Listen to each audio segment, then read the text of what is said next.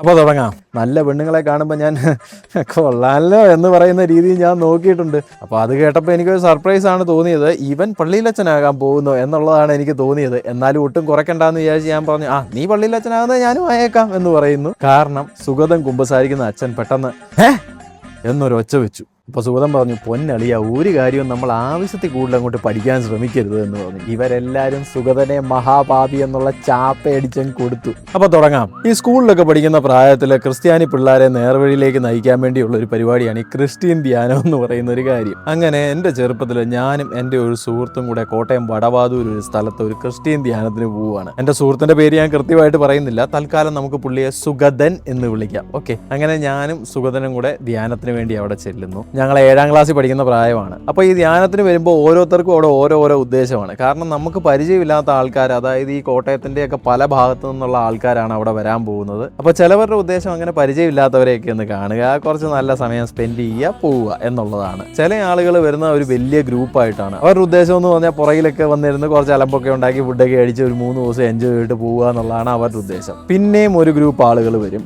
ഇവരുടെ ഉദ്ദേശം എന്ന് പറഞ്ഞു കഴിഞ്ഞാൽ ഇതുവരെയുള്ള പാപങ്ങളെല്ലാം കഴുകി കളഞ്ഞ് ഒരു പുതിയ ജീവനുമായിട്ട് വളരെ മികച്ചൊരു ജീവിതം ഇനി മുമ്പിലേക്ക് ജീവിക്കണമെന്ന് തീരുമാനിച്ച് ലൈഫ് സെറ്റാക്കി ഇവിടുന്ന് പോകാൻ വേണ്ടി വരുന്ന 3ാമത്തെ ടൈപ്പ് ആൾക്കാർ. എന്നെ സുഗതനെ എന്തിനാണ് അങ്ങോട്ട് പറഞ്ഞു വിട്ടതെന്നോ ഞങ്ങൾ രണ്ടുപേരും എന്തിനാണ് അങ്ങോട്ട് പോയതെന്നോ ഞങ്ങൾക്ക് രണ്ടുപേർക്കും പോലും വലിയ ഐഡിയ ഇല്ല. ഏതായാലും ഞങ്ങൾ അങ്ങനെ വെച്ച് പിടിച്ച് ധ്യാനത്തിന് ചെന്ന് കയറി. ധ്യാനം 3 ദിവസമാണ്. ആദ്യത്തെ 2 ദിവസം കഴിഞ്ഞിട്ടും എനിക്കിപ്പോഴും മനസ്സിലായിട്ടില്ല എന്തിനാണ് പോയെന്നുള്ള കാര്യം എനിക്ക് മനസ്സിലായിട്ടില്ല. പക്ഷെ 2 ദിവസമായപ്പോഴത്തേക്കും സുഗതൻ ഏകദേശം ഒരു ഐഡിയ കിട്ടി. സുഗതൻ എൻ്റെ അടുത്ത് പറഞ്ഞു, എടാ എനിക്ക് മാനസാന്തരപ്പെടണം, ഞാൻ ചെയ്തിട്ടുള്ള തെറ്റുകളൊക്കെ എനിക്ക് മനസ്സിലായി, ഇനി എല്ലാ തെറ്റുകളും മാറിയിട്ട് ഞാൻ ഇനി ഒരു പള്ളിയിലച്ഛനാകാൻ പോവുകയാണ്, ഇനി ഞാൻ നല്ല കാര്യങ്ങൾ മാത്രം ചെയ്തേ ജീവിക്കൂ എന്ന് പറഞ്ഞു. അപ്പോൾ അത് കേട്ടപ്പോൾ എനിക്കൊരു സർപ്രൈസാണ് തോന്നിയത്. ഇവൻ പള്ളിയിലച്ഛനാകാൻ പോകുന്നു എന്നുള്ളതാണ് എനിക്ക് തോന്നിയത്. എന്നാലും ഒട്ടും കുറയ്ക്കണ്ടെന്ന് വിചാരിച്ച് ഞാൻ പറഞ്ഞു, നീ പള്ളിയിലച്ഛനാകുന്നത് ഞാനും ആയേക്കാം എന്ന് പറയുന്നു. അങ്ങനെ വീണ്ടും സമയം മുമ്പിലേക്ക് പോകുന്നു. സുഗതന്റെ പ്രാർത്ഥന പോലെ മാനസാന്തരം ചെയ്യാനുള്ള പുള്ളിക്ക് ഏറ്റവും വലിയൊരു അവസരം വരികയാണ്. അതായത് ഈ ധ്യാനത്തിന്റെ അവസാനത്തെ ദിവസം എന്ന് പറയുന്നതിന്റെ ഏറ്റവും വലിയ പ്രത്യേകത കുമ്പസാരമാണ്. കുമ്പസാരം എന്ന് പറഞ്ഞാൽ എന്താന്ന് വെച്ചാൽ, നമ്മൾ ഒരു അച്ഛൻ്റെ അടുത്ത് നമ്മുടെ പാപങ്ങൾ ഏറ്റു പറയും. നമ്മൾ ഇന്ന പാപങ്ങളൊക്കെ ചെയ്തിട്ടുണ്ട് എന്ന് പറയുമ്പോൾ ദൈവത്തിന്റെ പ്രതിപുരുഷനായിട്ടിരിക്കുന്ന ആ അച്ഛൻ നമ്മുടെ പാപങ്ങൾ നമ്മളോട് ക്ഷമിച്ച് നമുക്കൊരു നല്ല ജീവിതം ഇനി ജീവിക്കണം എന്ന് പറഞ്ഞ് നമ്മളെ പറഞ്ഞു വിടും. അപ്പോൾ അതുവരെയുള്ള നമ്മുടെ പാപങ്ങൾ പൊറുക്കപ്പെടുമെന്നാണ് ക്രിസ്ത്യാനിറ്റിയിലെ വിശ്വാസം. അങ്ങനെ അവസാനത്തെ ദിവസത്തെ ഏറ്റവും ആദ്യത്തെ പരിപാടികളിലൊന്ന് ഈ കുമ്പസാരം എന്ന് പറയുന്നതാണ്. അപ്പോൾ ഈ കുമ്പസാരത്തിന് വേണ്ടി കുട്ടികളെ പ്രിപ്പയർ ചെയ്യിക്കാൻ വേണ്ടി ആദ്യം ഒരു സ്പെഷ്യൽ ക്ലാസ് തന്നെ എടുക്കും. ആ ക്ലാസ്സിൽ വിശദമായിട്ട് പറയും എന്താണ് പാപം, എന്തൊക്കെയാണ് പാപം എന്നൊക്കെ പറയും. അതായത് ക്രിസ്ത്യാനികൾക്ക് ഒരു 10 കൽപ്പന എന്ന് പറയുന്ന ഒരു കാര്യമുണ്ട്. അപ്പോൾ അതിനകത്ത് മാതാപിതാക്കളെ ബഹുമാനിക്കുക, മോഷ്ടിക്കരുത്, കൊല്ലരുത്, ഇങ്ങനെ പല കാര്യങ്ങളുണ്ട്. അപ്പോൾ അതിനെ വിശദമായിട്ട് പറയും. കൊല്ലരുത് എന്ന് പറഞ്ഞാൽ എന്താണ്?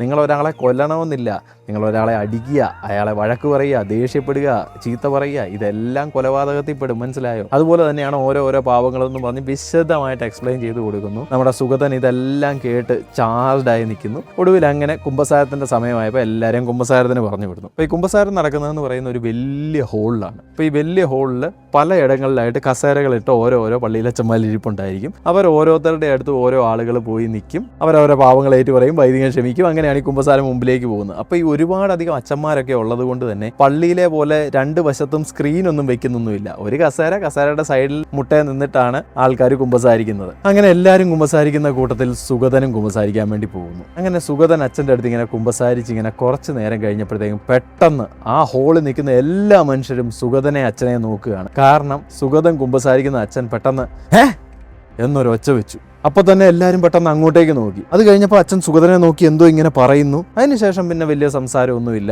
പിന്നെ സാധാരണ പോലെ സംസാരിച്ചതങ്ങ് പോവുകയാണ്. അപ്പോൾ ആ ഹോളിനകത്ത് ധ്യാനത്തിന് വന്ന പകുതി പിള്ളേർ, ആണുങ്ങളും പെണ്ണുങ്ങളും എല്ലാവരും അതിനകത്തുണ്ട്. കുറേ പേര് കുമ്പസാരിച്ചുകൊണ്ട് നിൽക്കുന്നു, കുറേ പേര് കുമ്പസാരിക്കാൻ വേണ്ടി ലൈനായിട്ട് വരിയായിട്ട് നിൽക്കുന്നു. ഇവരെല്ലാവരും സുഗതനും അച്ഛനും തമ്മിലുള്ള ഈ കോൺവെർസേഷൻ കണ്ടു. അപ്പോൾ സത്യത്തിൽ അവിടെ എന്താണ് സംഭവിച്ചത് എന്നുള്ള കാര്യം ഈ ആളുകൾക്കൊന്നും അറിയത്തില്ലെങ്കിൽ കൂടെ ഒന്നറിയാം. അവിടെ നടക്കുന്ന കുമ്പസാരമാണ്. കുമ്പസാരത്തിനിടയ്ക്ക് സുഗതൻ എന്തോ ഒരു വലിയ പാപമാണ് അച്ഛൻ്റെ അടുത്ത് പറഞ്ഞത്. അത് കേട്ടിട്ടാണ് അച്ഛൻ ഞെട്ടിയത്. അപ്പോൾ ഈ സുഗതൻ എന്ന് പറയുന്നവൻ എന്തോ മഹാപാപിയാണ് എന്നുള്ള രീതിയിൽ അവിടെ നിന്നവരെല്ലാം സുഗതനെ നോക്കാൻ തുടങ്ങുന്നു. പക്ഷെ സാധാരണ പോലെ തന്നെ പരിപാടി കഴിഞ്ഞ് സുഗതൻ എഴുന്നേറ്റ് പുറത്തേക്ക് ഇങ്ങനെ നടന്നു വരികയാണ്. അപ്പോൾ ഞാനവിടെ നിൽപ്പുണ്ട്. സുഗതൻ നേരെ നടന്നു വരുന്ന എൻ്റെ അടുത്തേക്കാണ്. അപ്പോൾ ഞാൻ ചോദിച്ചേടാ പാവി, നീ എന്തുവാ വിളിച്ച് പറഞ്ഞു? അച്ഛൻ എന്തിനാണ് നിൻ്റെ അടുത്ത് ചൂടായെന്ന് പറഞ്ഞു. അപ്പോൾ സുഗതൻ പറഞ്ഞു, വടാ പോവാം, ഇങ്ങനെ ഓരോരോ അബദ്ധങ്ങൾ എന്ന് പറയുന്നു. ഞങ്ങൾ രണ്ടുപേരും പുറത്തേക്ക് ഇറങ്ങുന്നു. അപ്പോഴും എല്ലാവരും കൺഫ്യൂസ്ഡ് ആയിട്ട് സുഗതനെ തന്നെ നോക്കുന്നുണ്ട്. പരസ്പരം എന്തൊക്കെയോ പറയുന്നെല്ലാം ഉണ്ട്. പുറത്തിറങ്ങി കഴിഞ്ഞ് ഞാൻ സുഗതനെ പിടിച്ചു നിർത്തി നിർത്തിയിട്ട് പറഞ്ഞു, നീ കൂടുതൽ കളിക്കാതെ കാര്യം പറ, നീ എന്ത് ഭാവോ പറഞ്ഞതെന്ന് ചോദിച്ചു. അപ്പോൾ സുഗതൻ പറഞ്ഞു, പൊന്നളിയ ഒരു കാര്യവും നമ്മൾ ആവശ്യത്തിൽ കൂടുതൽ അങ്ങോട്ട് പഠിക്കാൻ ശ്രമിക്കരുത് എന്ന് പറഞ്ഞു. ഞാൻ ചോദിച്ചു, നീ കാര്യം പറയടാന്ന് പറഞ്ഞപ്പോൾ പുള്ളി പറഞ്ഞു,